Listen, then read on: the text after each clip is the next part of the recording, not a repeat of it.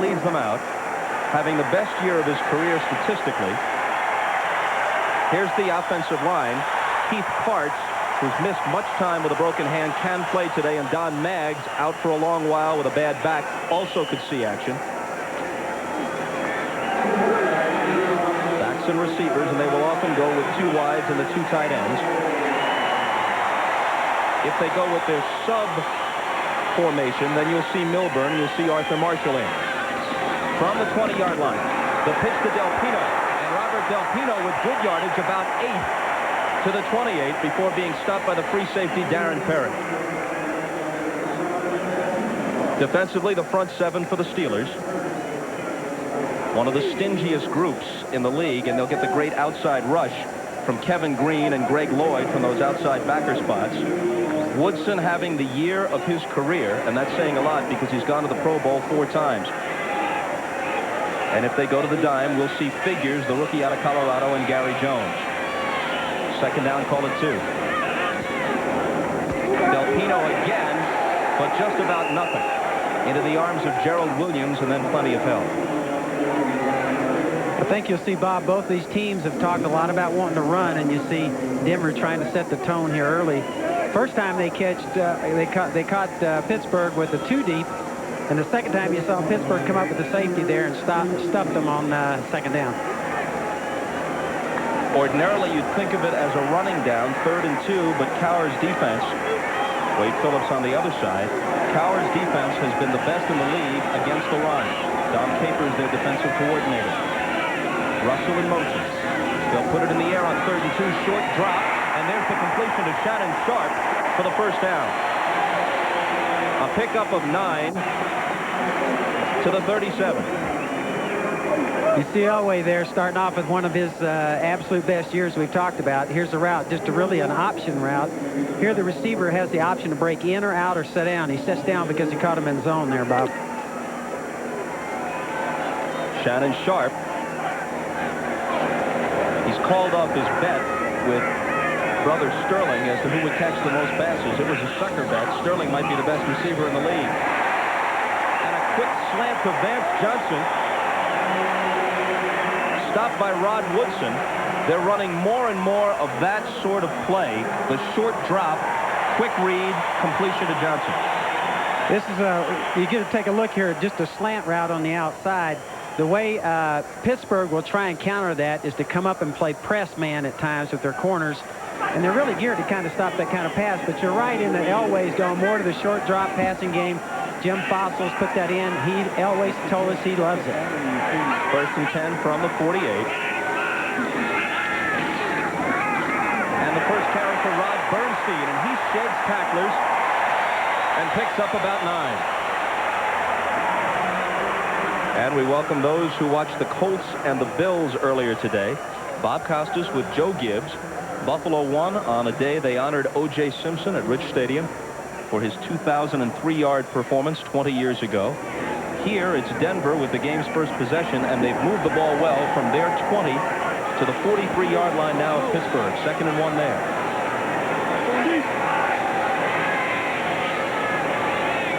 Russell in motion. Bernstein the lone setback. They'll put it in the air on 2nd and 1, and they'll complete it for the first down. Shannon Sharpe with his 2nd reception, and Carnell Lake, the strong safety, with the tackle. I was a little surprised in that Denver talked about running the football. This is the #1 rush defense in the league. And we've seen Denver come out and do kind of what they want to do here. The short passing game and run the football. This is a very good opening drive and a good confidence builder right now for Elway and the guys. Shannon Sharpe now has 50 receptions for the year. Coming into the weekend, Sterling Sharpe led the league with 63. Sterling Sharpe had a record 108 a year ago for Green Bay.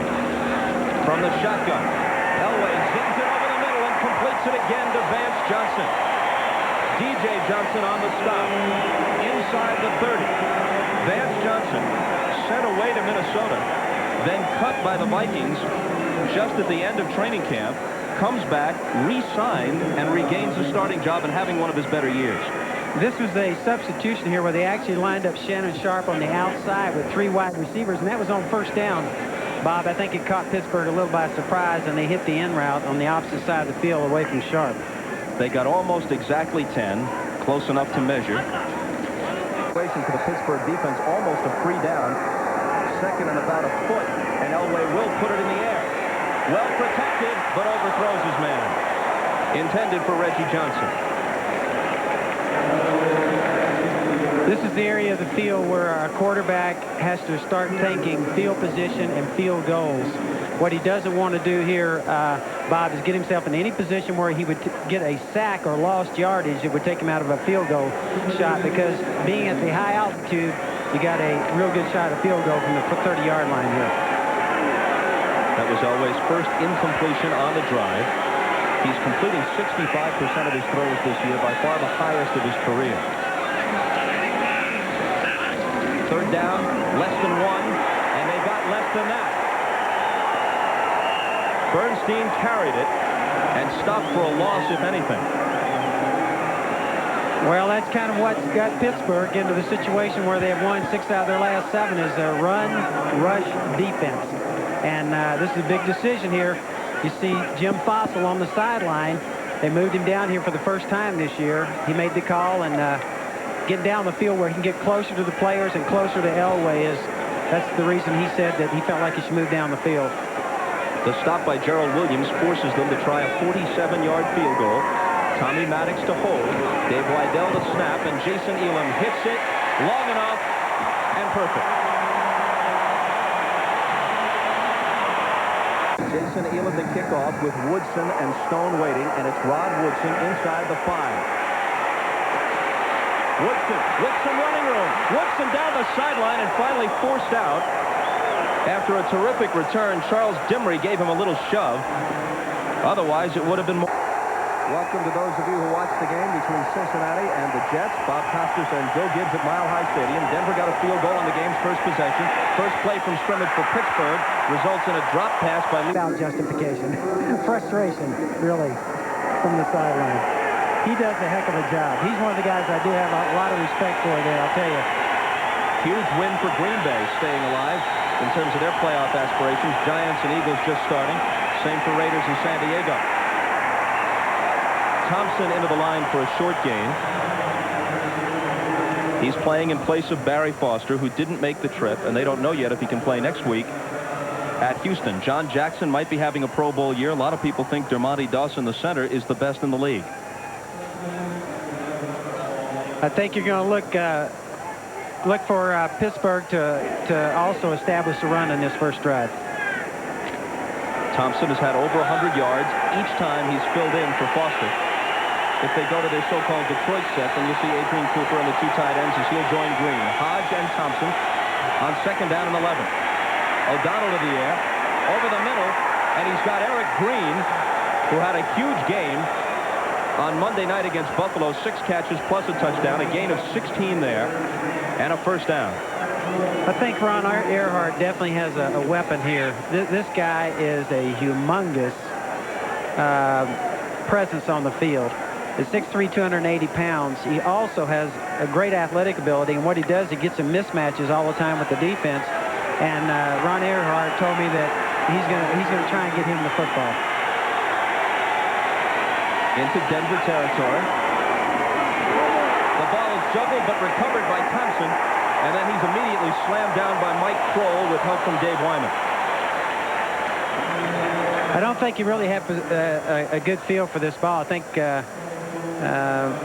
O'Donnell had to reach out. I don't think there was a good handoff exchange here. It didn't seem like he ever really got the ball. Good job by Denver right here. This will be one of the keys. Can they stop this rushing attack of Pittsburgh and still keep their safeties deep in the secondary so they can protect themselves against some of those big plays they've had? Charlie Waters had a tough time the last few weeks here because they're giving up big plays in the secondary. Bronco defensive coordinator, former Cowboy safety, of course. O'Donnell on second down, and it's batted away from Jeff Graham by Charles Dimry on a nice play.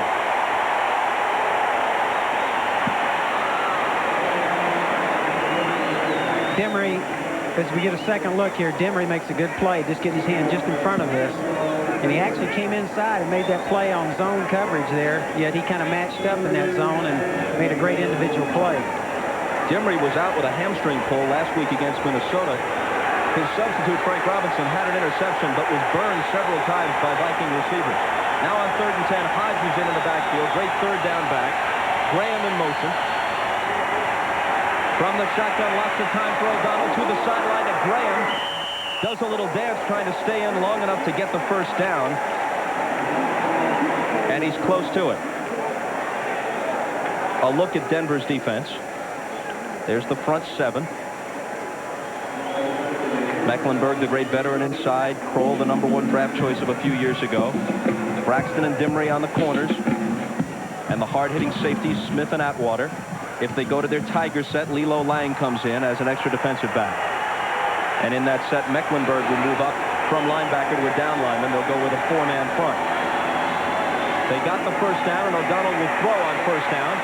Pumps once, now gets it out of there to Green, who is upended on a good one-on-one tackle by Tyrone Braxton. I tell you, that was a good job by Neal, double cocking. He was ready to let that ball go, brought it back in, and got it down to Eric Green for a big play across the field. Watch him right here. Start to full swing and off 1 foot. That was an athletic move by Neal in that case. Gain of 7, setting up 2nd down and 3. 6:30 to play in the first quarter. A Jason Elam field goal on Denver's first possession has them up 3-0.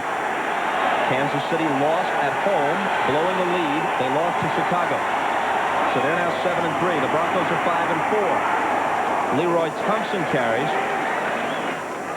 And Thompson appears to have the first down. It's a good thing he got down, because I tell you, the safeties from Denver were coming up that time. Both these safeties, I tell you, are big hitters back there and make a big difference. And they had talked about, Charlie Waters talked about getting Atwater closer to the line of scrimmage, particularly in their coverages and some of their run support. He feels like they can do a better job to get him up close to the line of scrimmage. And as we take a look, watch the safeties here on run support here.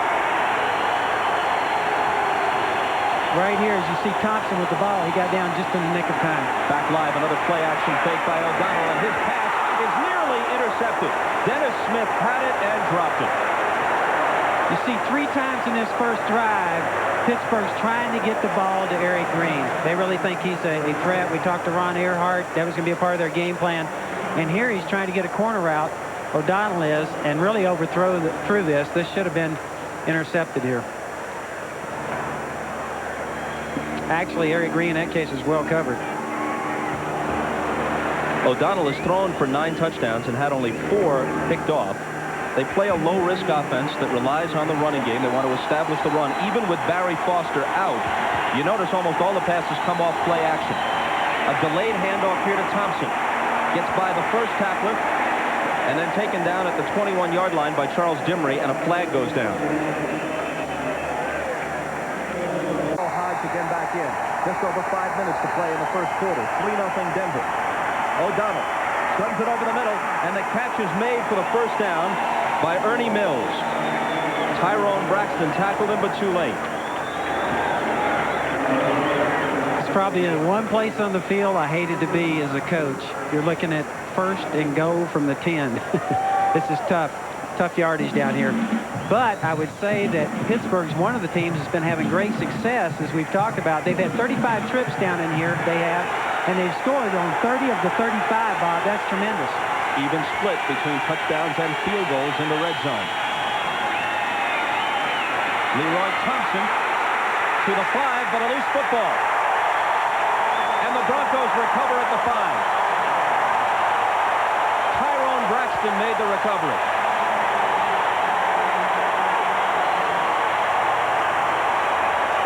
It looked like an Atwater hit that jarred it loose, and then Braxton cradled it. We get a look here at the back starting right at us, coming right at us, and it looks like he just really didn't have a good handle on the ball. Again, that's the 2nd time in this drive, and we talked about Thompson filling in for Foster.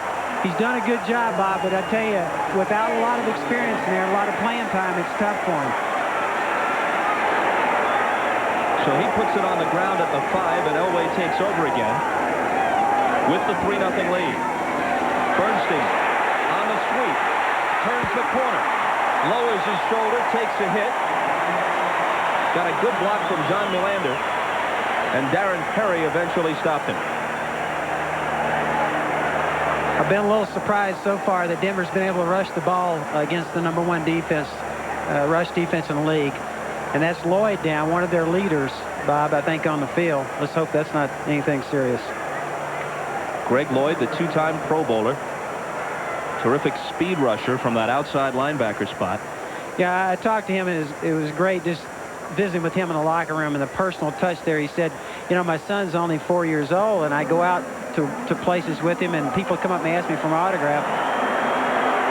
And he said that the people come up and ask him for an autograph, and his son says, hey, that's just my daddy. Why are you asking for an autograph? I think we're going to get another look at the right-hand side of your screen right here. You're going to see the injury as it comes up. And it brings Bill Cowher out for a look. I don't blame him. This is one of their leaders to this defense.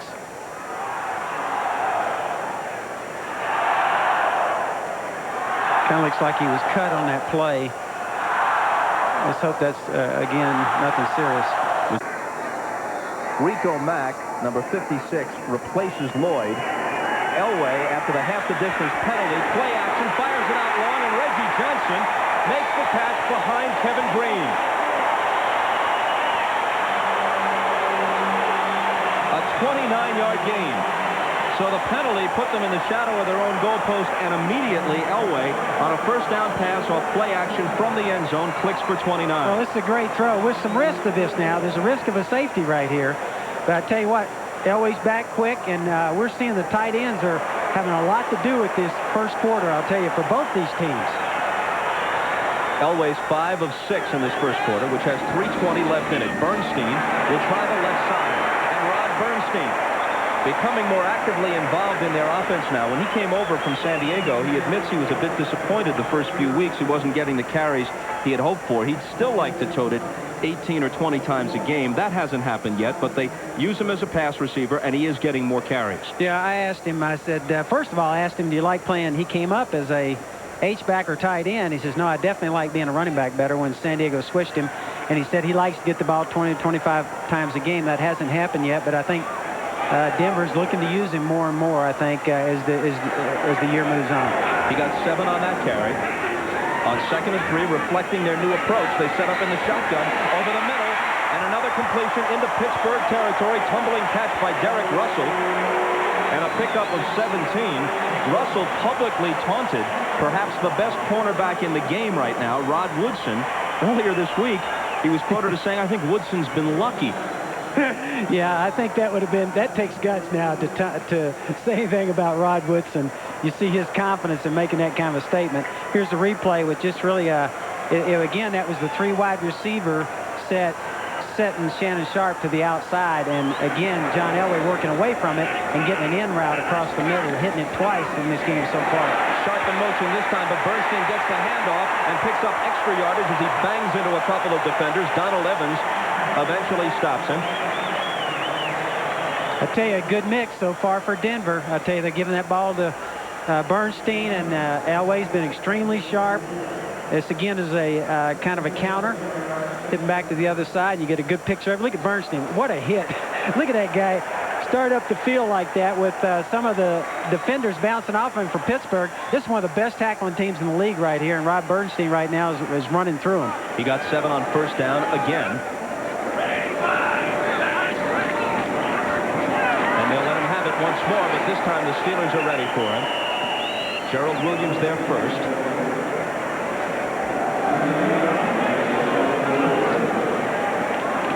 You're looking at a defense right here that kind of prides himself on people not being able to run the football. And to be truthful, Bob, this team has a good look about it. Pittsburgh does. History gives us a thumbnail sketch of what a Super Bowl team looks like. Stop the run, which they can do, and run. And play. And both their kickers right now are very hot in their special teams.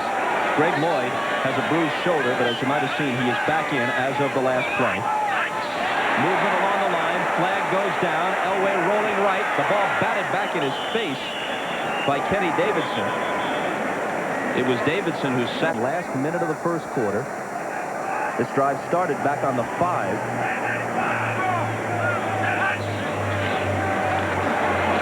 Elway steps up and throws. He had his man, and Derek Russell had to reach out and a long time to get killed. They want somebody who can put the ball and get it there in a hurry, and this guy can do it, and I think that's an unfounded criticism. I like quarterbacks that can throw hard. Missed an open man that time, though. Second down, 10. Pumps once, fires, incomplete. 22 in 1985. He's on a pace to throw 30 this year with 17 already. Third and 10 from the 29. Backpedaling, lofting one out, and it's caught by Derek Russell.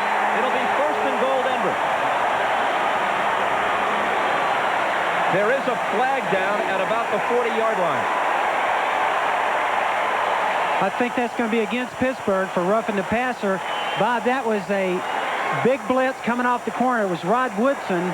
Watch him come off the corner. See him coming down and kind of mistimed it. An excellent job by Denver picking it up. A great throw by Elway and a late hit on the quarterback. That's going to give him the ball. Roughing the passer, 94 defense. Give him the ball on the 1-yard line. Great play by Elway. First down, goal to go. Chad Brown, the rookie out of Colorado, is the guy who made the late hit. So they pick up 26 on the catch and run. That took it to the 3. They move it another yard and a half. First and goal from there. Del Pino is in there.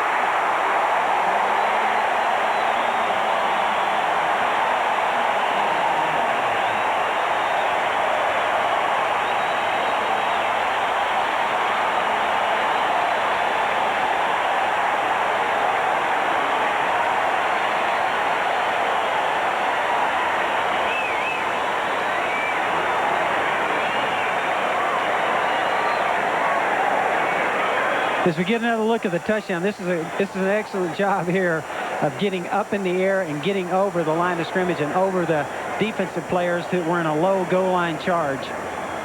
Del Pino does a great job of getting up high and getting over the top of the line charge in the short yardage goal line.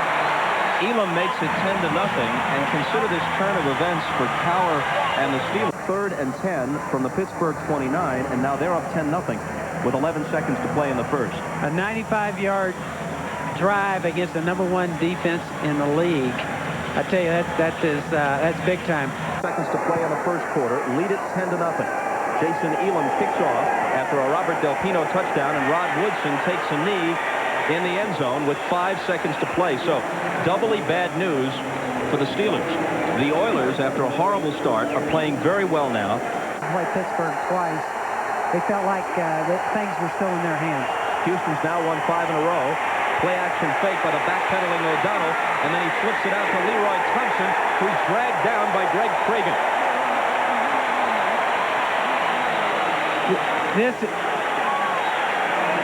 Pictures. Elway and the Broncos had 141 total yards in the first quarter. Remember last week, Pittsburgh had the ball 45 of 60 minutes against Buffalo. Denver had it 9:37 of the first quarter. O'Donnell on 2nd and 12 as we start the second. Nearly slips, gets back up and throws incomplete. For those of you just joining us, Denver on the game's first possession got a 47-yard field goal by Jason Elam. Pittsburgh moved the ball smartly down the field when they got it, but a fumble at the 5-yard line by Leroy Thompson was recovered by Tyrone Braxton of the Broncos, and then Denver went 95 yards for a touchdown, capped by Robert Del Pino's 1-yard dive to make it 10-zip.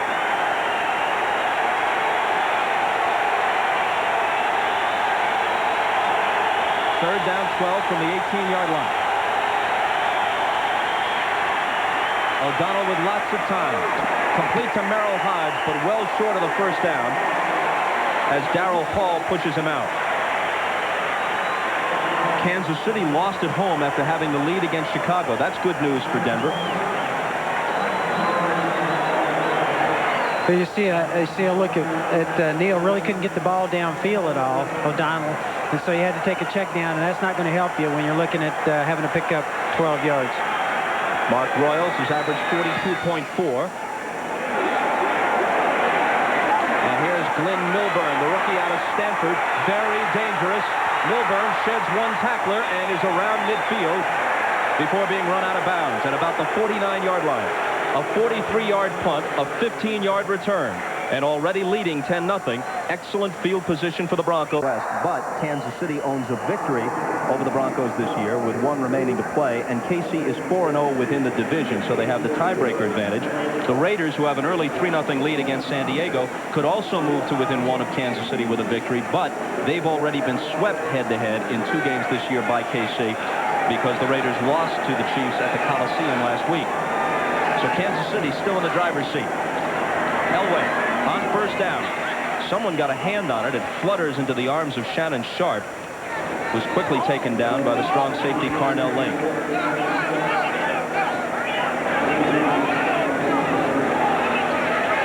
Denver going with the no huddle. I don't know how much we'll see of this because Pittsburgh was so terrific shutting it down when Buffalo tried it on Monday.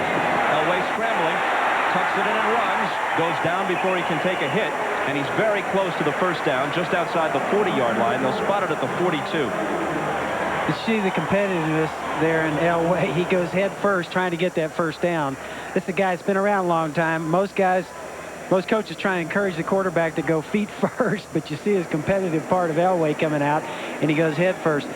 It's something that we've kind of, it's been a great change up here, I think, by Denver. They're coming out with 4 wide receivers. In that case, they didn't even have anybody on the backfield. That was a 1st and 10 play, which has kind of surprised me a little bit. And several times they've been in there with 3 wide receivers or 4 wide receivers on 1st and 10. A real change up here by Fossil and the Denver Broncos, letting Elway kind of go for it on 1st and 10. Fossil was a player at USC when you were the offensive coordinator under Wade Phillips and the new regime in Denver. 3rd and less than a yard, and they moved the pile enough to get the first down.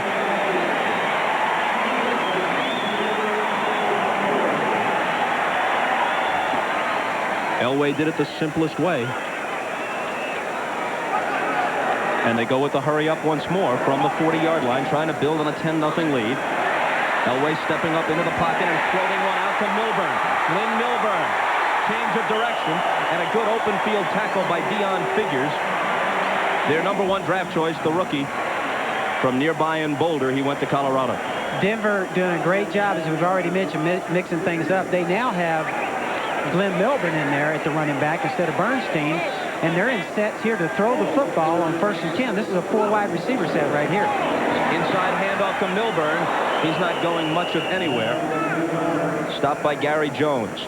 It was Jones who delivered that clean but wicked shot that just about splattered Don Beebe on Monday night in Pittsburgh.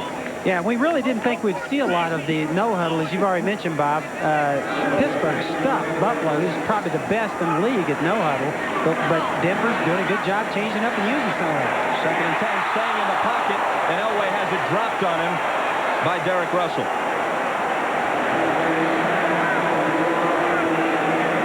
As we take another look here, you'll see that Elway back and really a crossing route. You see the receivers crossing underneath, trying to open things up, and they got what they wanted, just a flat drop. He had beaten Rod Woodson, the man he taunted earlier in the week, calling him just lucky. Here you see the receivers crossing underneath, and you see the other receivers crossing behind as the interior of the field was kind of cleaned out by the underneath crossing routes, opened up the in route, but 3rd and 10 from the 26. Elway throwing on the run, caught by Vance Johnson for the first down. But there's a flag down. And a holding call against the Broncos will bring it back. Second time this year at home, a rarity for them. Elway can't get away. Spun down by Carnell Lake back near midfield. Pittsburgh offsides.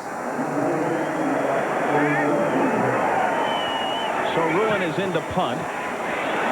Woodson is the lone deep back, and they'll let it bounce into the end zone. It goes for the touchdown. That is only the 3rd and 20 that Mark Royal has had bounce into the end zone. He's been doing a fantastic job all year on that. Thompson and Hodge are the running backs. Dwight Stone in motion. Leroy Thompson gets the carry. And after getting some good blocks, he does the rest of the work himself. A very different runner than Barry Foster. Foster, a punishing, straight-ahead runner. This guy, a little shiftier. Yeah, on the replay here, we see a real quick change of direction. We saw that the other on the Monday night game. This is the first time that they've really been able to break outside. This is one of the things I was looking at as far as matchups, Bob. The tight ends for Pittsburgh are big, very strong. Can they handle the outside linebackers? If they can, Denver's going to have to get their safeties up to try and stop the run. A gain of 16 for Thompson, who's carried 6 times for 35 yards. Play fake to him. O'Donnell in trouble and sacked by Simon Fletcher.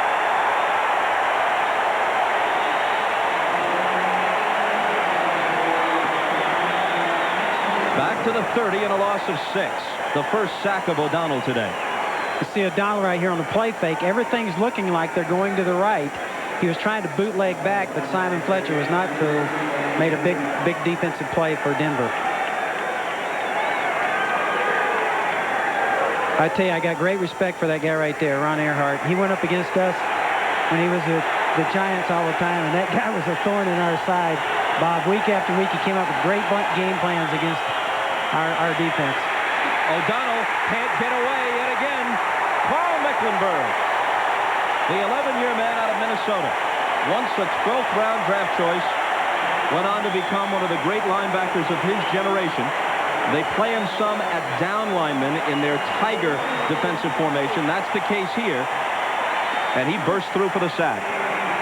We were talking to him, and he was telling us, Bob, he does not like playing down, but yet here he makes a great play from the down position. He said he likes to be standing up, pictures himself more of a linebacker, but in their Tiger set, when they're going to nickel, he actually plays down, defensive tackle, and he's very light to be playing in there at that weight. Yeah, just 235. It's 3rd and 21, and Pittsburgh takes a timeout. Efficiency ratings. This is coming into today's action. We don't know what Esiason did in the Jets' win over Cincinnati. Elway of the Broncos 3rd in the AFC. Last year he was 65.7. This year up to almost 97. Here's O'Donnell on 3rd and long, and his pass is caught by Eric Green, and 2 defenders take him down. Well short of the first down. A gain of 13, but they needed 21, and Royals will have to come in and punt. I tell you, the crowd noise came in there, Bob, and when I was watching practice on Thursday, Pittsburgh was simulating that because they were practicing in the stadium where they could use crowd noise over the loudspeakers to get them used to this noise. But we could hear it all up here, and that made a difference right there when Neil O'Donnell was trying to get that snap. Royals kicks it away. Milburn at the 10. Glenn Milburn. Across the 20, a return of 11 yards. Stopped by Reggie Barnes. A 51-yard punt by Royals, and 11 for the average team between the Broncos' efficiency at home and on the road. So this is a must-win situation for them. Bernstein gets the pitch and the carry for a couple of yards on first down. Yeah, the best winning record in football. People hate coming here because of the high altitude. And here you see the little pitch coming to the outside with Bernstein turning up and trying to get on the corner. But I used to hate coming here, Bob. The high altitude, the fans. This is a tough place to play. As an assistant coach, I used to get winded just getting up here to the press box. Broncos are 97 and 32 at home since 1977. By far the NFL's best. They're well beneath 500 on the road in the same span. Elway zings one to Derek Russell, and Russell has the first down to about the 33.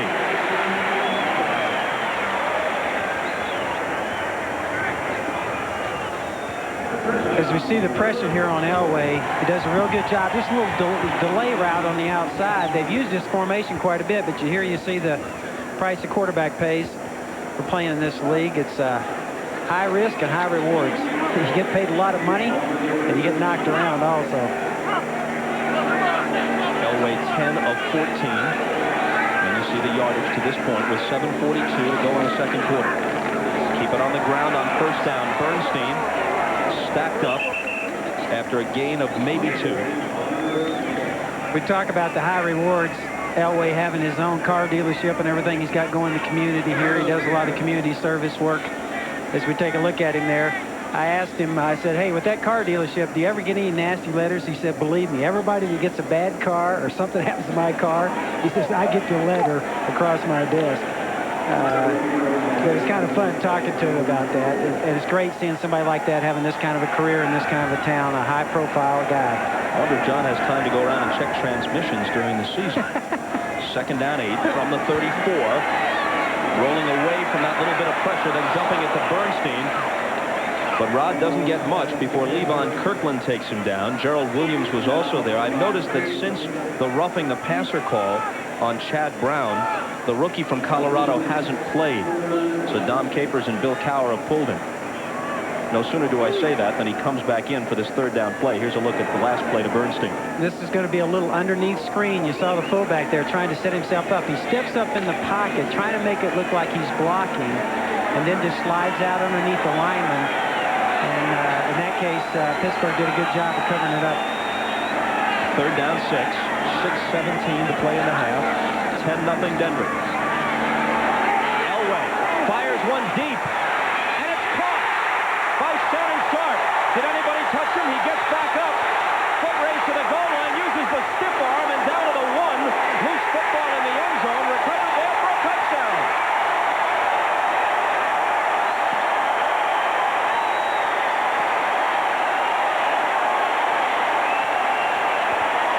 Derek Russell trailing the play, scoops it up for the TD.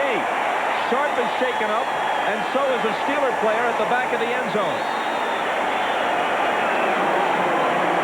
DJ Johnson is the Steeler player down. First of all, a great catch. Then he realizes he hasn't been touched, and he pops back up.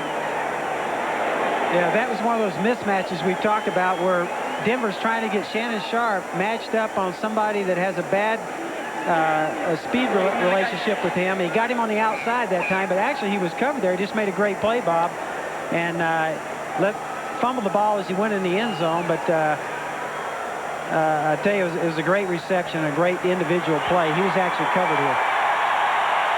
DJ Johnson drilled him from behind with Woodson and Stone deep and through the end zone for the touchback. Let's take a look at the 63-yard play. That's what they called it officially. We're going to get a good look here of man-to-man coverage. You see everybody matched up here man for man, and that's what Pittsburgh's going to be playing all day. And actually, in this case, Figures has very good coverage on Shannon Sharpe. Watch him on the outside, run right with him. But in this case, it was just a great individual play by Sharpe. They're going for a mismatch here, but Figures has great coverage. It's just a great individual play. And then Sharpe being sharper enough to get up right here and run with him and score with him. Bob, I was laughing. They had a picture of the Mustang there when you said horsepower. We lost horsepower. From the 20-yard line and trailing 17-0, O'Donnell gives it to Thompson, who struggles for a yard.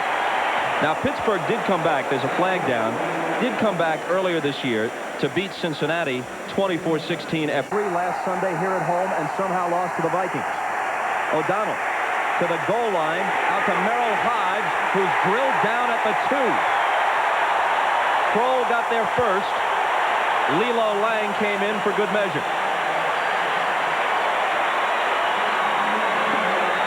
We take a look at O'Donnell back here, and again, he's done a good job during the day of looking around. He can't find anything. Did a good job of getting rid of that ball, but very alert play by Denver also. Bob, you mentioned the fact that there have been a big comeback, and Denver has given up the ball here in the second half in a couple of games here at home and took losses.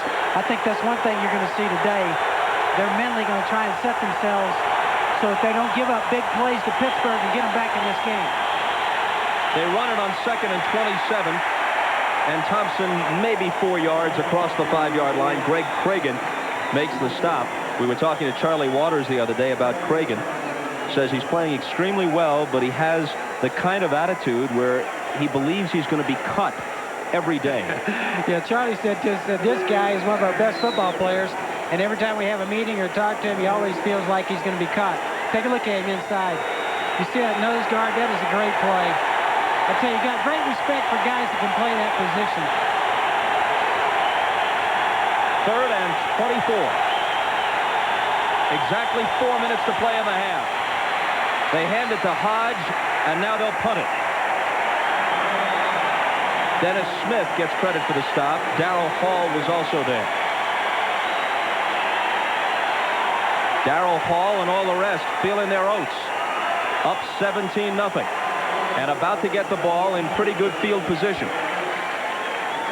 Yeah, they got it going their way right now. The fans and everybody else, they like the looks of this.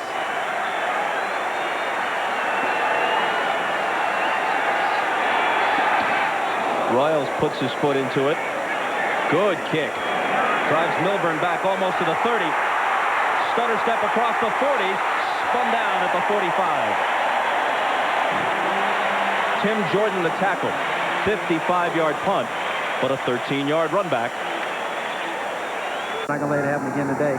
Stripped of the ball at the 21 of the Vikings when they were driving for perhaps the winning touchdown of the tying field goal in the latter stages of the ball game, and then with 12 seconds to go, fumbled a punt to deprive them of one last desperate chance. This will be Rod Bernstein on a first down carry, fighting for 2 and maybe 3. Don't forget at halftime, Jim Lampley, Mike Ditka, the Domino's Pizza halftime report, and 16-game season. The Juice that year had more yards rushing in 13 of Buffalo's 14 games than the Bills did passing. 2nd and 7. From the shotgun. Elway, lots of time. Has his man, Derek Russell, making the catch, and Russell is shoved out at the 26-yard line. They are closing in on 270 yards at this point in total offense in the first half on the #1 rated defense in the league. We take another look at Elway. Doing a good job of finding Russell across the middle. And like you said, what's impressive here, this is against the #1 defense in the league. #1 against the rush, #2 against the pass. So this is quite a feat right here. Denver's got it on a roll right now. 2 backs, 2 wide receivers. Bernstein the carry, picks up a block, lowers his head, and dives forward near a first down. They've consistently made good yardage on first down, which has put Pittsburgh's defense in a bad position because Denver's likely to throw it on 2nd and 2, 2nd and 1. As we take a look at this is a counter play where you see the lineman pulling, and it's actually a long trap there. A heck of a job. Yeah, I tell you, so far Denver, I don't think they could have been much more impressive right now, particularly against who they're going against, Bob.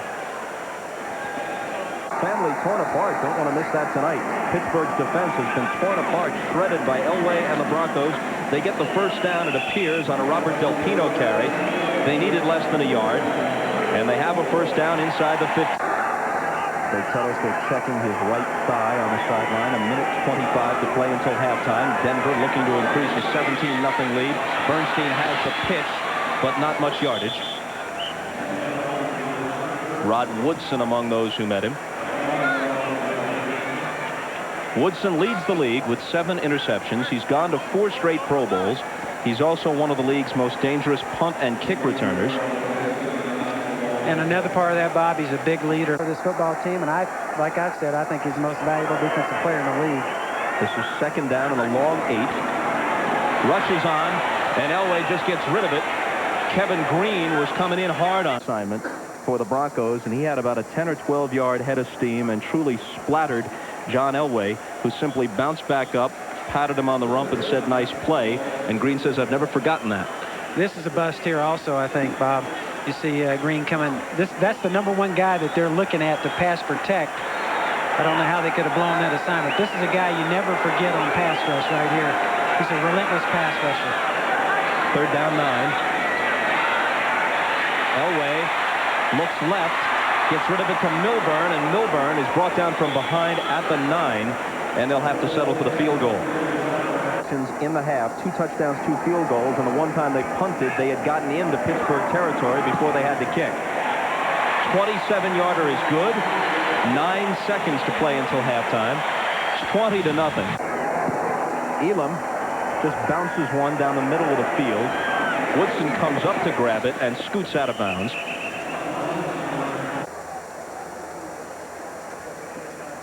On his part, he loves it.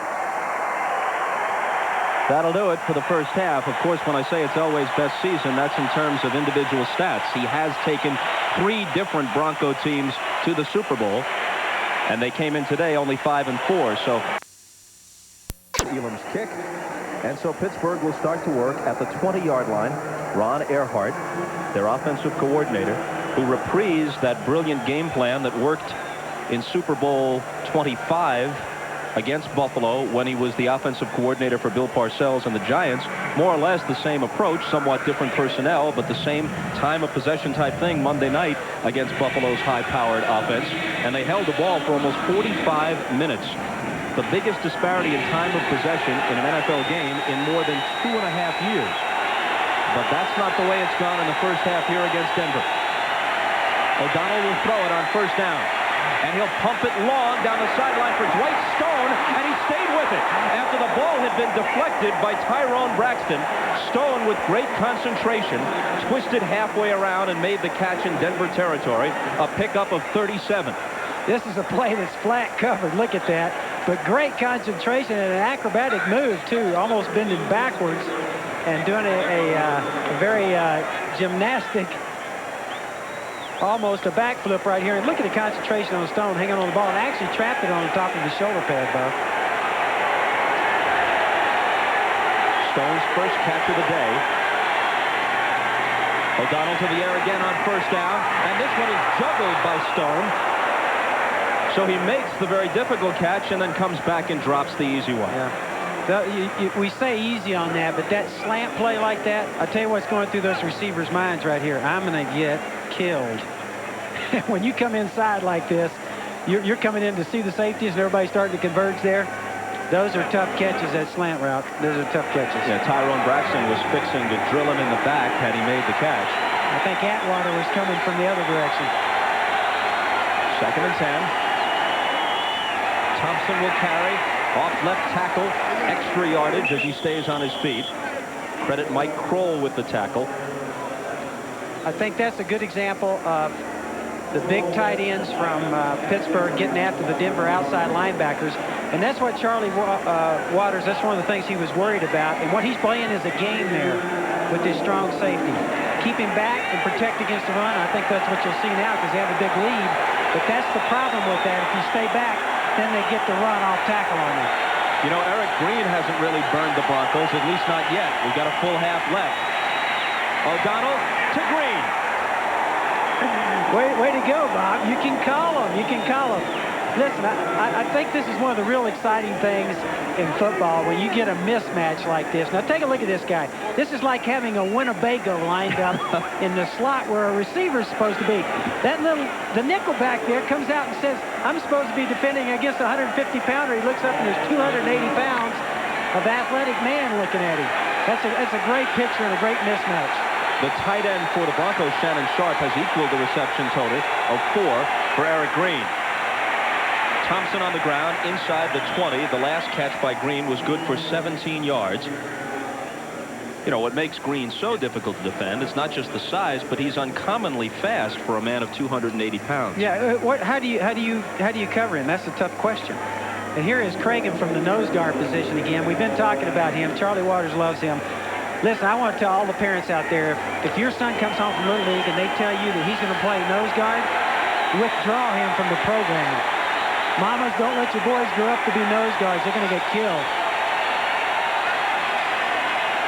On 2nd and 8, O'Donnell throwing for 6 and overthrowing Eric Green, who had gotten behind Mike Kroll. Now, sometimes they'll cover Green with a safety, and other times they'll put a linebacker with the speed to drop back into coverage like Kroll on him, and Kroll had the assignment here. Yeah, we'll take a look at this, and that is the question. Linebackers have a better chance of getting their hands on him and being physical, but also in a foot race there, you can see where Green was starting to pull away a little bit. That's the problem you have. Who do you put on him? Linebackers, he normally can outrun, and small defensive secondary guys he can shove around. Here's a huge play. A field goal just wouldn't feel right on this drive for the Steelers. They need to get back in, and O'Donnell chased out of the pocket and throws it away, and they'll have to settle for a 3-point try. It's a good job here by O'Donnell, really looking at him, and actually we can take a look at this, I think, and get a good look at a safety blitz. Good thing that Neal was moving here, because you see the safety on the outside. You can see him starting to move up, and then all of a sudden you'll see him blitz on the outside. O'Donnell was able to get away from it and do a good job of scrambling around. You see the two safeties coming from the inside here. Gary Anderson tries from 37. And the 4th most accurate field goal kicker in league history, behind Pete Stoyanovich, Nick Lowry, and Morton Anderson. Gary Anderson hits from 37, and the Steelers at least are on the board under the new rule. Leading 20-3. And Bernstein for about 5. Jeff Skonina on the stop. The only time they punted, they actually got fairly deep into Pittsburgh territory before a holding call and a couple of incompletions forced them to kick it away. 2 touchdowns, 2 field goals. Del Pino a 1-yard dive, and the touchdown comes on a 63-yard pass from Elway to Shannon Sharpe, who is hit at the 1, fumbles it into the end zone, and Derek Russell recovers for the TD. Quick fake and a bullet of a pass off the hands of Vance Johnson, the lone remaining amigo from the glory days and the Super Bowl years. This is going to start to get interesting now, and on that play right there, Pittsburgh was blitzing from the outside in man coverage. A great job by the corner closing here and gets a great hit. You're going to see Pittsburgh start to gamble more. They are geared to that anyway because they have corners that can play man-to-man coverage. They're going to start coming after Denver and trying to make something happen here. Now they could also give up big plays doing that. Dom Capers, the defensive coordinator, watching from on high. And here's a completion into Pittsburgh territory. He came right back to Vance Johnson. That again was a blitz. That's just what we were talking about. Pittsburgh now is starting to sell out and go after Denver. In that case, Elway makes them pay. Let's take a look at it here. Both inside linebackers coming. Denver does a good job picking it up, and the danger with that is when you blitz, you are man-to-man, and take a look at the route on the outside. He beats Deion Figures, who from his knees makes the tackle. Figures out of Colorado won the Jim Thorpe Award a year ago as the top defensive back in the nation, playing for Bill McCartney and the Buffaloes. Denver on the move again. Bernstein. Del Pino got the touchdown, but we really haven't seen much of him running from scrimmage in this game. Looks like Rod may get one of those 20-carry days he was talking about, Bob. They make him happy. He was brought down there by a mini herd of Buffaloes, 2 Colorado rookies, Figures and Chad Brown. Brown is the guy with the collection of snakes, which he keeps in a warehouse in Boulder. Some 175 snakes he poses with boa constrictors wrapped around him. Once had his hand nearly gnawed off by a 9-foot python while he was dangling a live rat into its cage for its lunch. Mistook his hand for the snack. Down the sideline, a flag goes down. Shannon Sharpe came down with the ball out of bounds, and let's see what the call is. They're waving him on down. Looks like pass interference against the Steelers. Yeah, is it offensive pass interference, or is it going to be defensive pass interference?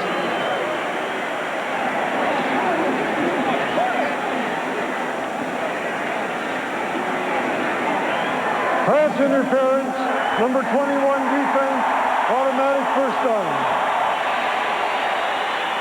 Maybe it could have gone either way, but the way this game has gone, it figures that it would be against the Steelers. But you know what Figures is doing here is a good job of trying to force the receiver towards the boundary. He did a good job, but he just didn't play the ball. And we're seeing that the Colorado players today, we got Figures, Steed, Solomon, Cooper, Brown are having a tough homecoming here, coming back to Colorado. I can remember the very first time I went home in pro ball, it cost about $350 in tickets because I bought everybody tickets. I didn't realize it's not like college. They don't give them to you. From then on, my wife, Pat, said, I will handle the tickets from now on. And for the rest of the time I was in pro ball, when somebody called me for a ticket, I said, call Pat. And she didn't give me any out. She watches the Bucks better than I do. Are we sure that career in pro ball is completed? You might look good in that black and purple of the Carolina Panthers. I see you're going to start all that again, the rumors. They told me I could trust you.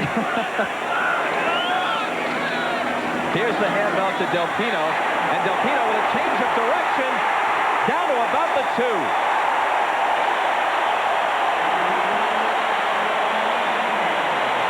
He got 14, so Pittsburgh comes out on the first possession of the second half, and at least they get a field goal. But Denver comes roaring right back down the field. Yeah, we used to try and sell our players at halftime. Here's a look at A heck of a run by Delpino here, getting down low and making a good cut at the line of scrimmage. That was all runner. He cut that thing back. But we like to sell at halftime. The first 5 minutes of the second half sets the tempo. We saw Pittsburgh do a good job with the drive. Now it's Denver coming right back and answering. First and goal from the 2, and Delpino gets about half of it.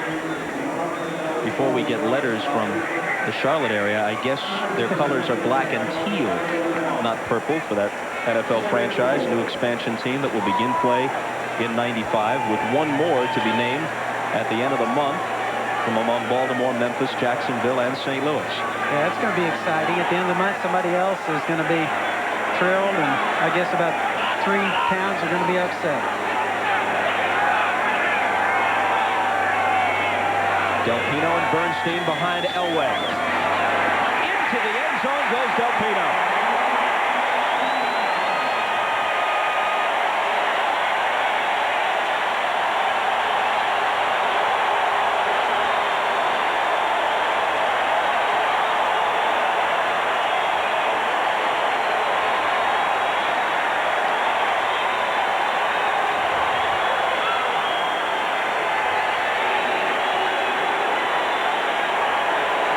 Well, Darren Perry, number 39, came up to meet him from the free safety spot, but Delpino just overpowered him and took it in. I think that was a great run. It was actually a blitz off the corner there, and he did a great job of actually just making a guy flat miss him right in the hole. Elam knocks it through.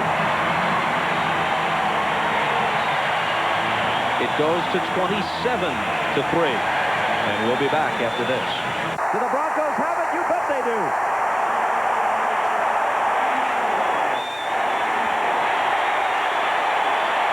Reggie Rivers came out of there with the ball.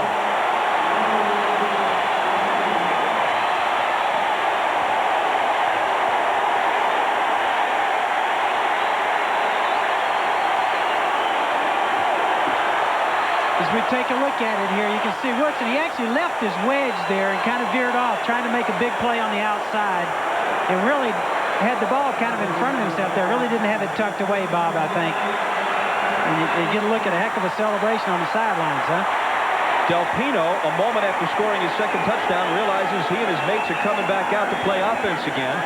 Leading 27-3, looking to put the game away right here. Elway to the end zone, broken up. Russell was behind the defender, but Dion Figures got back into the picture to knock it away.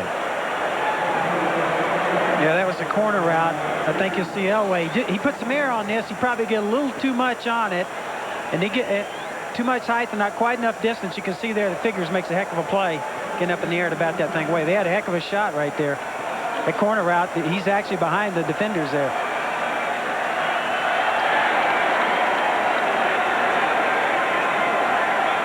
So 2nd and 10 from the 13-yard line. Elway for 6 once more. There it is, Vance Johnson.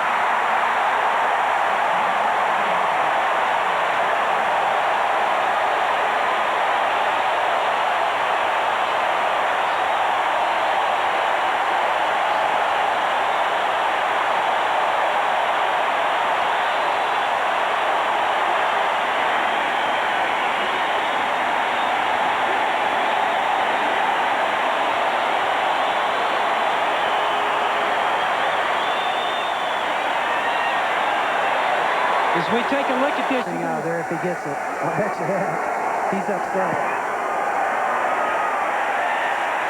Elam's pumped up too, though, and Woodson has no opportunity to bring it out. I'll tell you what you're going to see right here. You're actually going to see an audible by the receiver. You normally see quarterbacks audible, and look at Vance Johnson look in and tell Elway, hey, look, I got press coverage. Give me this shot on a fade right here. I got one-on-one with tight press coverage. See him pat his head? They go in motion. Elway sees him. That's actually an audible by the outside receiver. Great call by Vance Johnson, and great teamwork there. And you see Wade react to that. He likes that. Not surprisingly, Vance Johnson has caught more John Elway touchdown passes in their respective careers than any other Bronco receiver. Leroy Thompson carries here. Simon Fletcher among those who hit him. Kansas City had a lead at home on the heels of their great victory a week ago at Los Angeles. Had a lead at home against the Bears, but the Bears came back to beat them. That drops Kansas City to 7-3. Obviously, Denver can pull to within a game if they win this one, which they apparently will. And if the Raiders beat San Diego, they'll also be a game back. But Kansas City is 4-0 in the division. They've already won both games from the Raiders, and they won the first of 2 from Denver. So all the tiebreakers belong to the Chiefs. Timeout, says O'Donnell. Barring a comeback for the ages, they will be in a first-place tie at 6-4 with Houston. Houston has won 5 straight after a horrible start. And the Steelers go to the Astrodome next week, maybe without Barry Foster again. Here's Foster's replacement, Leroy Thompson, taking that little swing pass and getting something close to first down yardage. I think the ball flies out of there again on Thompson. He's going to have to keep that ball tucked away. In this case, Eric Green was there to scoop it up, but I think they gave him forward progress. A little swing pass coming out of the backfield. I think O'Donnell's done a good job all day of kind of looking downfield. If he doesn't have something, this is his third option right here, and doing a good job of hitting things like that and getting the ball off. Great block by Eric Green also on that play. Gain of 10 on the nose. First and 10 from the 30. Here comes Mecklenburg. He's got him. The years and knee surgeries have slowed Mecklenburg down, but he's got the savvy and the moves, and he has 2 sacks today. Here we're going to see the pass rush coming, and actually in this case, O'Donnell didn't have a chance to get out of there. We were talking to Carl yesterday, and he was saying that I asked him about, I think you did, Bob, asked him about that Super Bowl game that we had in San Diego, and he said he still remembers one of the big plays he thought was when he sacked Doug Williams. He thought he'd hurt him and got a fumble, and they ruled it that we were down. Thank goodness for me, or I wouldn't have one of these Super Bowl rings on right now. Well, wait a minute. The score was 42-10. Maybe you could have withstood an extra touchdown. There's Eric Green with a catch at midfield and a pickup of 28. We're going to see, in this case, he was playing in the traditional tight end spot. You see him get off the line of scrimmage here with nobody really holding him up. You'd like to get more of a hit on that guy. Do not let him come off the line of scrimmage like that, because he's a big target downfield, and O'Donnell found him right in the middle of the coverage. You need to hold him up, bang on him at the line of scrimmage. Don't let him off like that. Trailing 34-3, they give it to Leroy Thompson. Things haven't gone all that well for Thompson today. Had the first quarter fumble at the 5-yard line, but both times Foster has been hurt this year, once against the Saints, and then Monday night against Buffalo. Thompson has come in and rushed for over 100 yards, and he said it's really a good feeling to come into that huddle and not see concern and worry on the faces of my teammates. They know that I can come in and do the job. Even so, and he's rushing for 5 yards a carry today, even so, you can't go through that playoff stretch, that run for the postseason, and feel confident without Barry Foster, who didn't make the trip to Denver, and they won't know until early this coming week whether he'll play next Sunday at Houston. Here's Thompson. Lost the ball. Looks like Denver's got it.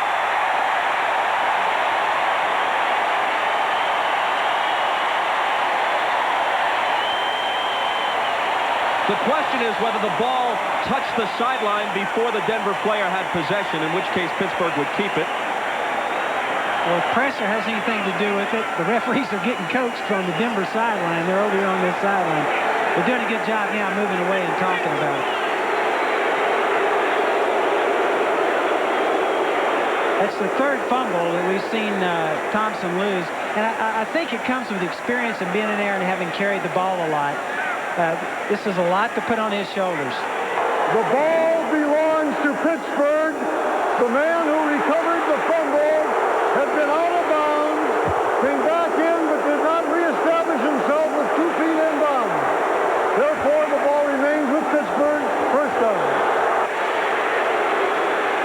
The rule here says that you cannot go out of bounds and come back in and be the first one to touch a ball. And I think that's what happens. You feel so bad for Thompson. He's running like mad. Great effort. He's run strong all day. You mentioned, Bob, he has a 5-yard average. And here you can see where his foot was out of bounds and did not come back in and reestablish that he had 2 feet inbound. As Kroll was making the tackle, Dennis Smith stripped the ball, and Atwater at first had a clean shot at it. Might have been thinking about picking it up on the run and scooting the other way instead of just falling on it. And then as he pushed it forward, 1 foot went out of bounds before he recovered it. So a break for Pittsburgh, which they desperately need.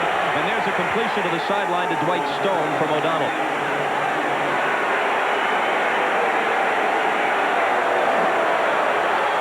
We take another look at play action fake and just an out route on the outside to Stone.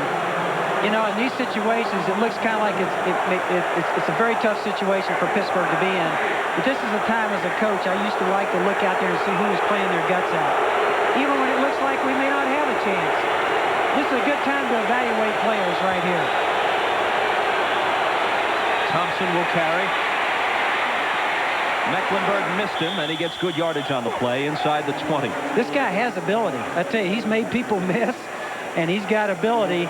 I think probably just a lack of a number of carries. He's let the ball get away from him. And watch the blocking now on the left side. A little cross block on the outside. You see the tackle coming to the outside, and he winds up on the outside linebacker and does a heck of a job. How did Mecklenburg get all the way out there? Really not fair to say Mecklenburg missed him. He was trying to fight off a block by Merrill Hodge. Good numbers for Thompson. Penn State product in his 3rd year in the league. They give it to him once more. And he's very close to the first down on the same weekend where he had 109 and a touchdown on national TV on Monday night. His former Nittany Lion teammate Gary Brown of Houston had 166 against Cincinnati. So a good weekend for the Joe Paterno products. And they'll see each other this coming Sunday at the Astrodome. I sense right now that Thompson may be tired too. Look at him with his hands on his hips. That comes also with not having played a lot. You may be in great shape, but when you get in there with the pressure and the excitement of a game like this, you have a tendency to get tired. I think he's tired right now, Bob. 3rd and less than 1, and they might not have gotten that. There's our nose guard showing up again in the middle of the defense. And I really had the feeling here that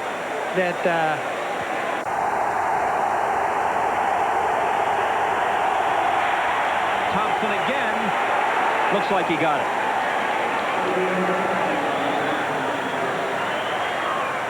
Now, as well as Thompson has played every time he's gotten an opportunity, these 3rd and shorts, 4th and shorts, these are made for Barry Foster with that quick explosion into the hole and that punishing running style.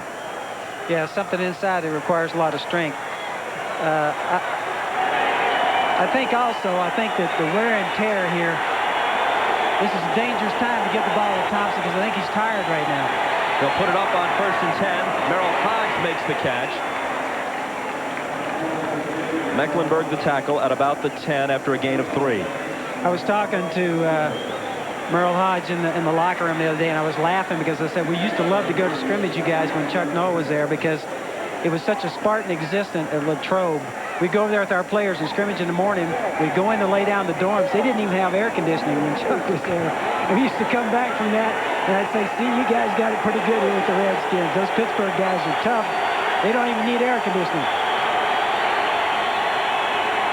Movement along the line. They complete the play, and O'Donnell tosses it over Hodge's head. Over. Adrian Cooper in motion on 3rd and 7. O'Donnell in trouble, trying to get away and can't. Simon Fletcher drags him down. That's the 4th time O'Donnell has been sacked today.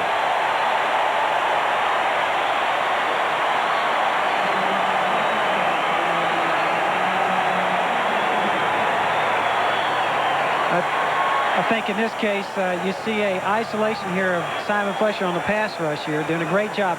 Most great pass rushers are relentless. Watch him here. He was actually stopped and blocked, but they never stopped. Those great pass rushers never stop. Kevin Green, Simon Fletcher, those guys always keep their feet moving and keep moving towards the quarterback. The second effort normally gives you those sacks. Fletcher and Mecklenburg have split the 4 sacks, 2 and 2. And now Anderson splits the uprights, but it's very small consolation, making it 34-6. Guys that captained those teams, and Franco Harris, Franco Harris. Well, they were the Super Bowl champs. Most of those guys either are or will be in the Hall of Fame. Derek Russell on the return and stopped short of the 20. Rico Mack made the tackle. 17 seconds to play in the third quarter. My personal history at Mile High and with John Elway. Well, that history has gotten a lot worse today as they trail 34-6. This will be the last play of the quarter with Rod Bernstein bringing it across the 20. I've always found that whether it was weather or altitude, the best thing to do is let the players go through just a regular game plan and that week and don't that shot, Bob. But I was so nervous. I was upstairs doing my first practice game, and I said, Darren has a nervous stomach, and he talked about many times when he goes in that happens, but it was a beautiful picture. I shouldn't say beautiful picture, but it was a picture of him throwing up on the ball. Well, you know, and I thought that was a first. NBC cameramen pride themselves on being able to document a moment like that from several angles. Darren also has tattoos all over him. That comes as a shock to me. 3rd down and 6 from the 22. We start the fourth quarter. The Broncos lead 34-6. Look out. Here comes Kevin Green. And we spoke earlier of the great respect he has for John Elway, and he shows it there, helping him back up and patting him atop the helmet. Yeah, let's take another look at this. This is a great pass rush by a great pass rusher, and he's actually standing up this time, which is unusual for him. But I'll tell you what he did right here. I really think that he was getting ready to put Elway away. Elway made a great athletic move, just getting down, because I think he saved himself there. He was getting ready to get a face mask right underneath the chin. So Tom Ruin will punt from near the goal line. Steelers put a rush on, but Ruin gets it away. Woodson calls for a fair catch, then lets it bounce. And it's a good Denver roll to about the 33. Credit Ruin with a 54-yard punt. Punter. The most recent Denver kickers are all with Dan Reeves with the Giants. Brad Deloiso, Mike Horan, David Treadwell all there, as is the outstanding inside linebacker Michael Brooks, following their coach to the Giants. O'Donnell back to work for the Steelers. Fires one down the middle, and it drops incomplete. Dwight Stone was the target.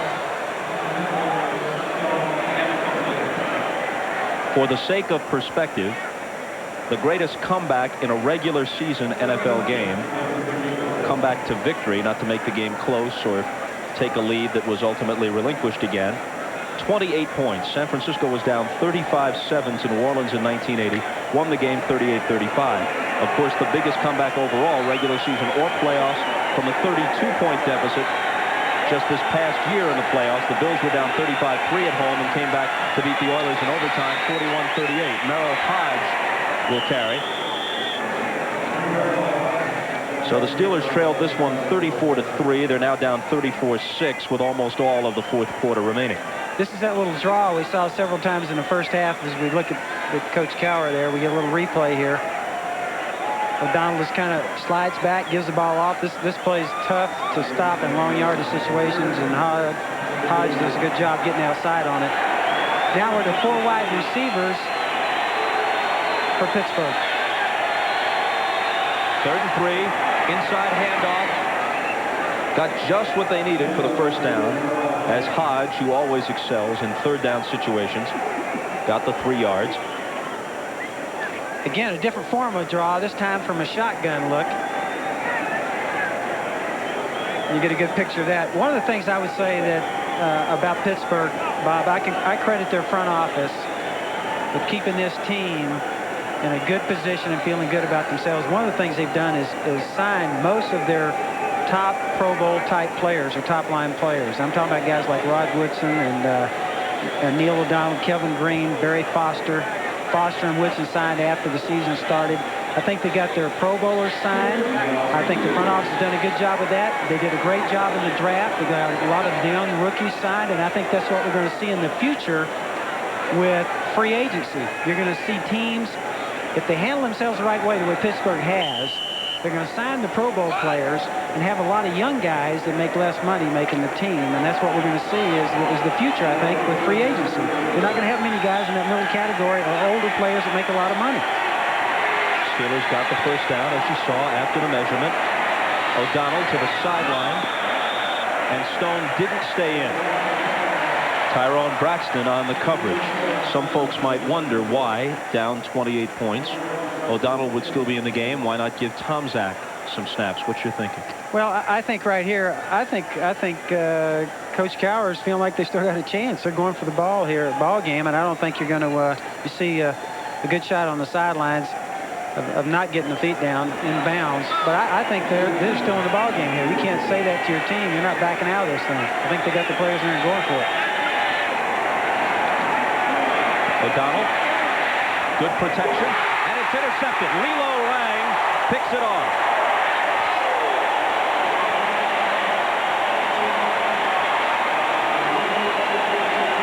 He was trying to hit Eric Green, and Lilo Lang stepped in. Take a look at O'Donnell going back on the play. Tries to get the ball inside. You can see him here delayed. It wasn't a clean route. He had to wait a little bit, and it gave the defense a chance to step in front. Get another look at it from O'Donnell's position. You can see where he's trying to go here with the ball. The Don James product, fourth-year man out of Washington, Lilo Lang turns in the play.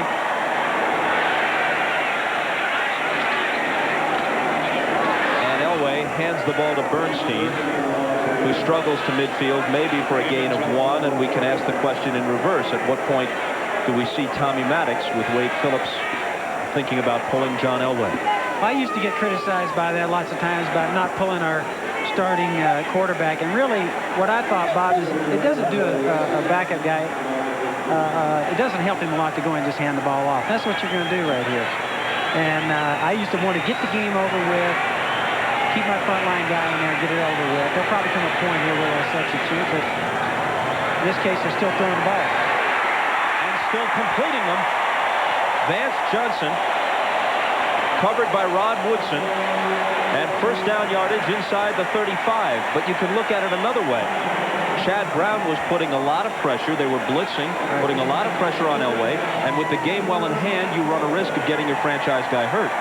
Yeah, there's two sides to it. There's no question. I think that Elway, what a great throw, huh? On a fade route again, throwing it right behind his shoulder. In other words, he's actually throwing that ball behind the off shoulder of his receiver, where the defensive man cannot get close, cannot get it, even though he's playing good coverage. A pitch to Delpino, who has scored 2 touchdowns today. Delpino to the outside.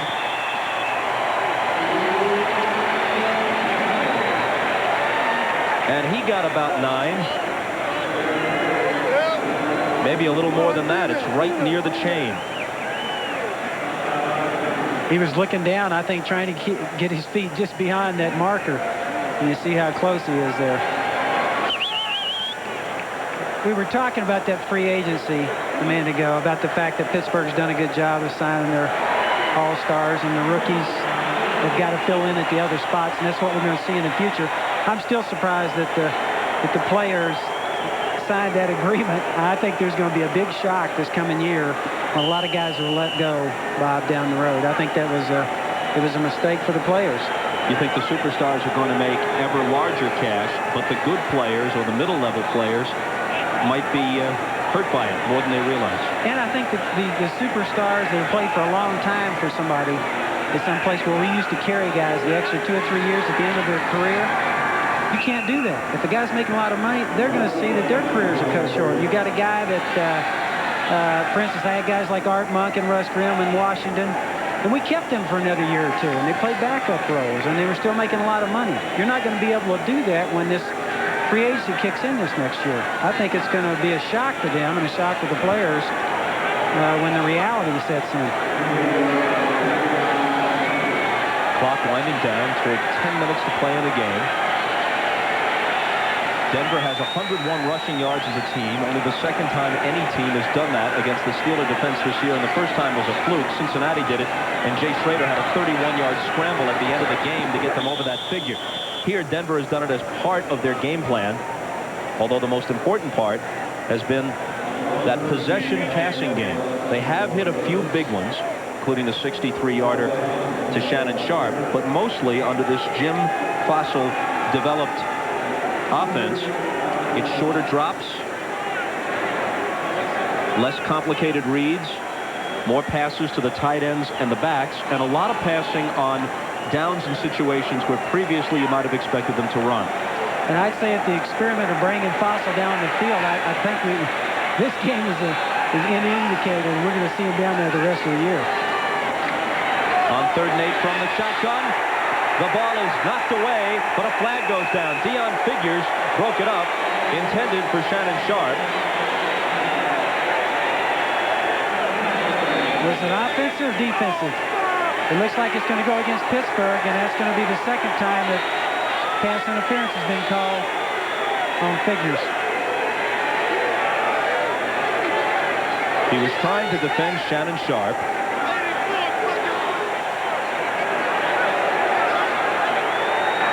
Pass interference, number 21 defense, automatic first down. This is tight press man-to-man coverage. And you see Figures does a good job of making the receiver run an arc to the outside, but right there, he got his hand out on the receiver. Now, the key point here is, was he looking back? And I think as you looked at that, it was kind of close. I think that one could have gone either way, Bob. I think it was a pretty good play on Figures' part there. But he did a good job of forcing the receiver to run an arc. That's hard to throw when you run an arc towards the sideline and try and get him close to the sideline and get him out of bounds. Steeler coaches are going to cringe when they look at the game film from this one. Bernstein stopped for no gain, maybe even a small loss, and a flag goes down. Speaking of Shannon, he set an NFL record a year ago by catching 108 for the Packers. A bet as to who would catch the most this year. And Shannon realized it was a sucker bet. Number 85 offense, 10 yards, repeat first down. He realized it was a sucker bet, and he told us, well, we called it off. He let me out of it. But then we find out that Shannon actually had to buy his way out of it for something less than 20 grand, but still a considerable sum. Now, Sterling Sharpe caught 7 passes today for the Packers as they beat the Lions. He now has 70 for the year. Shannon at this moment has 52 catches with 4 in this game. Last year, Shannon Sharpe caught 53 and still had less than half the total of his brother, who had the record 108. Glenn Milburn fighting, but he can't get outside. Yeah, I asked Shannon, I said, let me ask you something. Even though you guys are good friends and buddies and all that, as brothers, they really love for each other, care for each other. Did you all fight growing up like my 2 boys did? He said, you bet your life. This is Glenn Milburn on a draw play, does a good job breaking it outside. I was, Glenn and my buddy was good buddies with my son Coy, and I went to fly yesterday to see the big game, Stanford and Cal. Cal really did a number on Stanford, and got a chance to see Bill Walsh there like I normally do. And it's tough to see him suffer through a year like Stanford had this year, but Glenn and my son were good friends. It was good seeing him, and he told me to wish Coy the best. Here's Del Pino on 2nd and 13. Coy is a linebacker for Bill Walsh at Stanford. They lost big against Cal yesterday. What kind of game did Coy have? Well, I think Coy's had it's tough. He goes down because they've had a tough year all year, Stanford, and they got a fantastic coaching staff, of course. Bill Walsh, one of the best that's ever coached, and it's been a struggle for all of them. Many times when I go to those games and I'm sitting in the stands, I'm looking at Bill Walsh, I know why I'm not coaching. Because, you know, there'll be things that 2 weeks ago there was a punt right in front of Bill that went 5 yards. And after the game, he looks at me and he goes, what was that, a 5-yard punt? All the things that can happen to you as a coach. I feel pretty good sitting in the stands, realizing it can't happen to me. They just beat the play clock. But Bernstein, or Mega Del Pino, is immediately drilled by Woodson after he makes the catch. Do you second guess Walsh at all? Never. What a fantastic job he does there. I would never do that. Here's a replay we see of the pass here to Elway, incomplete. Oh, he was complete. But just for a short game. Catches for a short game, but forces a field goal in that situation. This will be a 28-yard attempt.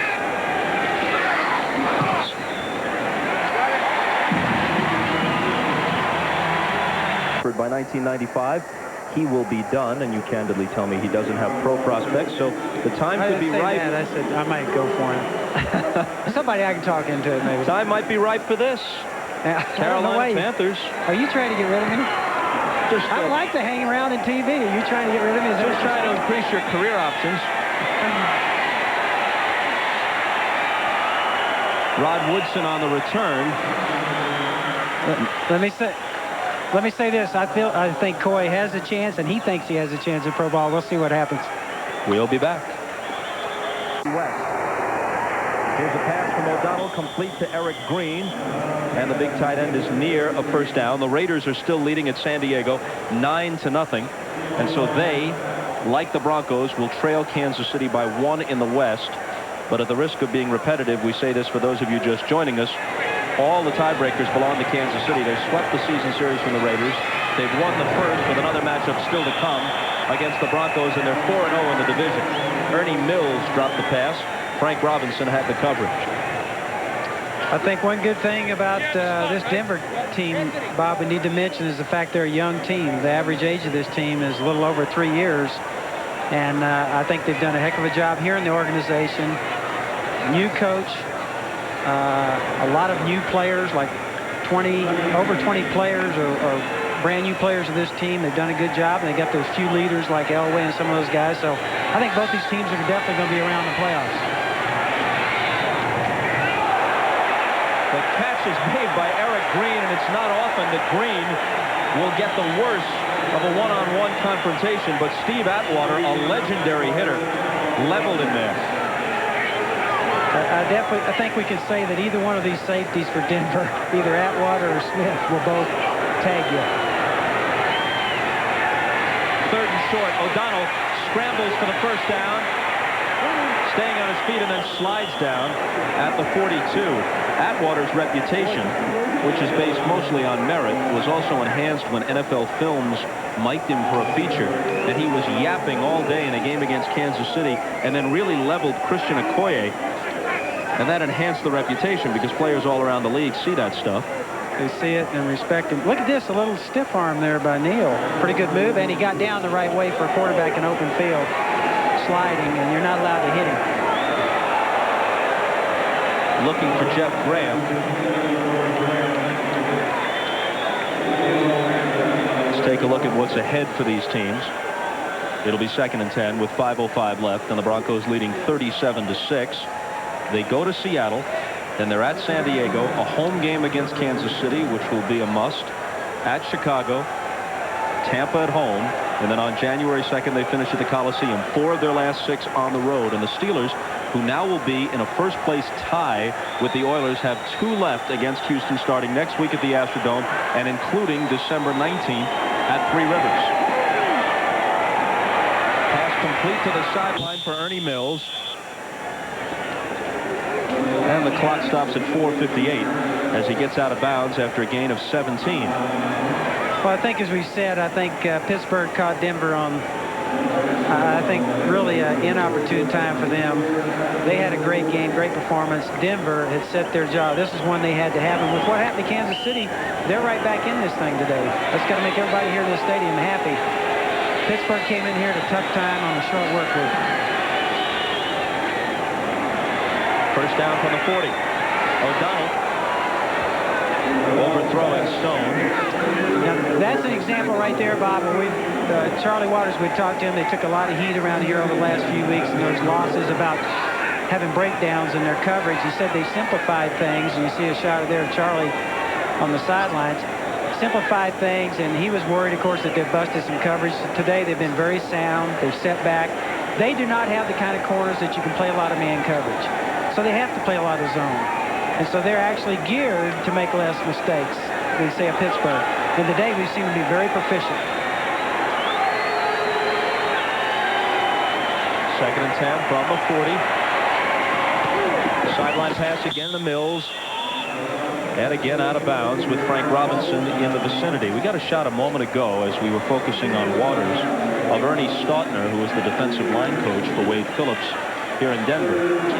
Stautner, former Steeler great, was with Pittsburgh 30 years ago this week, toward the tail end of his great career. We mention that because there's been much talk this week, along with all the other aspects of the 30th anniversary of the assassination of John F. Kennedy. Talk of the NFL's decision to play games that weekend. Leroy Thompson carries. It was 3rd and 2. They had to get to the 30, and Denver thinks they didn't. I'll tell you what, somebody better get a chain on that one. He's trying to kill guys. Joe Foss, the AFL commissioner, canceled the games. The Oakland Raiders, then coached by Al Davis, were to have played in Denver. The Broncos that year finished 2-11-1. The Steelers did play against Mike Ditka's Bears. Chicago would win the NFL title that year for George Halas, beating Allie Sherman, Y.A. Tittle, and the Giants in the title game 14-10 at Wrigley Field. They played a 17-17 tie on November 24th, 63. Broken up by Charles Dimry, and Dimry was thinking about the possibility of picking it off and scooting unmolested down the sideline. And Wade gave him a high five on the sideline. You got your head coach giving out high fives on the sideline. Great break on the ball right here. Did a good job of batting the ball away. Came close to the interception.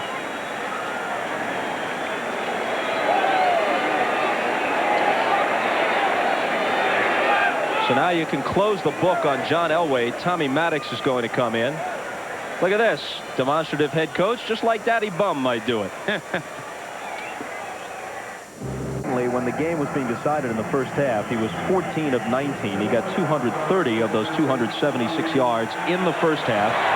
And now Tommy Maddox comes in his second year from UCLA. Left college early. There's Adrian Cooper in motion.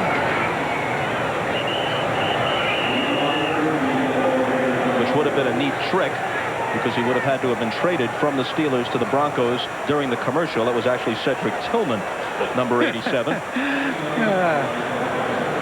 the kind of day when you want to walk across to the other side of the field when you're getting belted around like this, 37-6. You'd like to get over there. This is a very tough time to run. You want to run here, but it's tough to run because look where all the Steelers are. They're right up on the line of scrimmage. 3.5 minutes to play.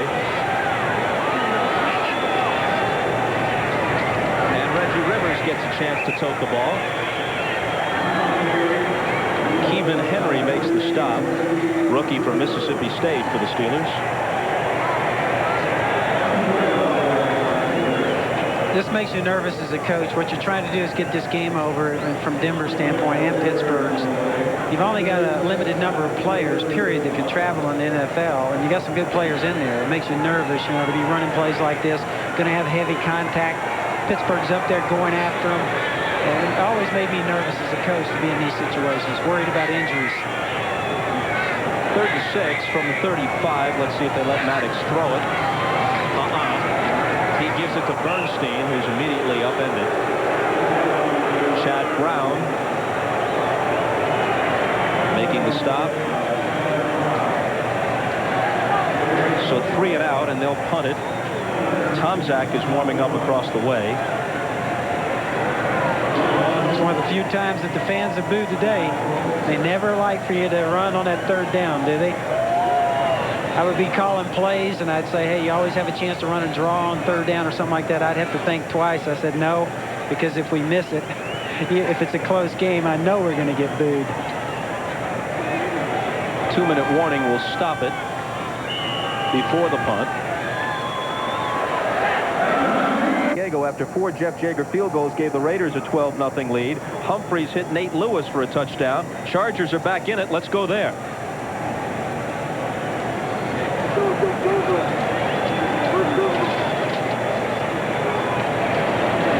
For those of you in Denver and Pittsburgh, we stick with this game here. Pat Bowlen, the owner, joining Wade Phillips on the sideline. Neil O'Donnell leaves 18 of 32 for nearly 200 yards, 197, 1 interception, no touchdowns, 4 sacks. If Whitson does not fair catch this, I'll tell you what, I got serious questions about this, having him in there. It looked like he was going to try and run with that thing.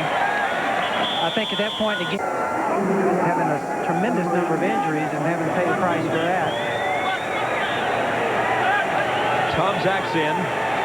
The well-traveled back up. Completes his first pass. No, he doesn't. Charles Davenport had it in his arms and dropped it, although Tomczak's throw was on the money. Now to the Hager wrinkle-free cotton super play of the game.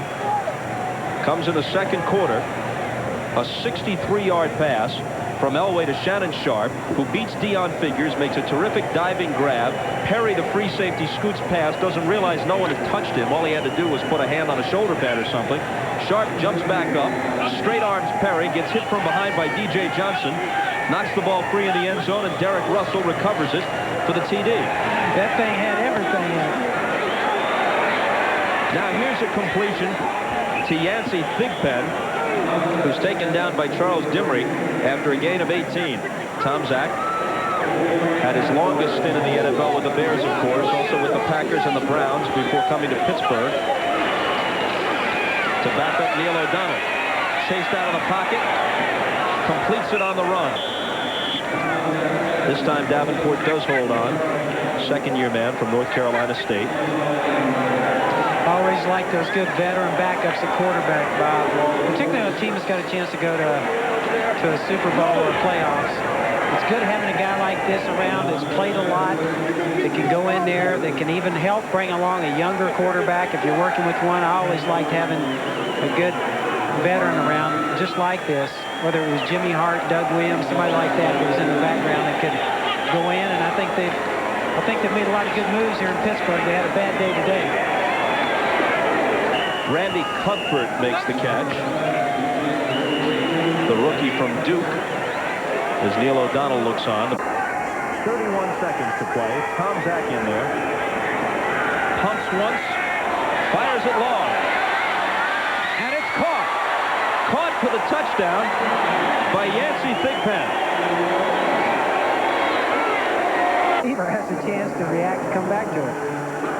So a touchdown to Yancey Thigpen, the second-year man from Winston-Salem State.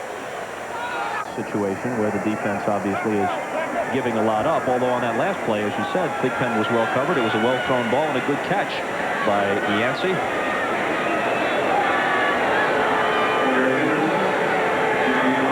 Do you even bother with an onside kick? Well, they try to pop one into that open area. And the Broncos are on it.